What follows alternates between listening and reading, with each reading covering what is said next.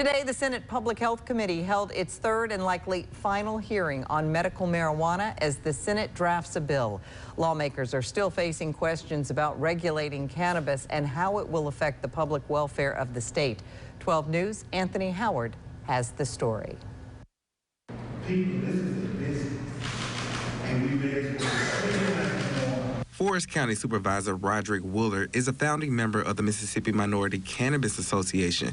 During today's hearing, he urged members of the Senate to consider the legalization of marijuana as a beneficial economic increase for the state. Once the government removes marijuana from a Schedule I drug, then it's wide open. It's interstate commerce. Woolard feels if the state doesn't act soon, major corporations will monopolize the industry. The chairman of the Mississippi Minority Cannabis Association wants to see the industry thrive in minority communities without increasing the black market. If we can do more studies and if we can make it legal as a business person, I'm going to make sure the businesses are structured to work in a legal environment.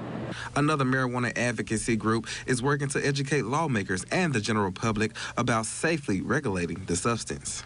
The goal of the Mississippi Cannabis Trade Association is to unify the cannabis industry in the state of Mississippi and to serve as a resource for not only the general public to be educated about what cannabis is, patient care and access, but also to serve as a resource to regulatory bodies and policymakers. Senator Hobb Ryan says these sessions have been helpful, and now the decision falls on the governor to call for a special session. I think the governor is sort of implying that he may call a special session, but I think that there are people in the House and in the Senate who are actually having discussions about what legislation might actually look like.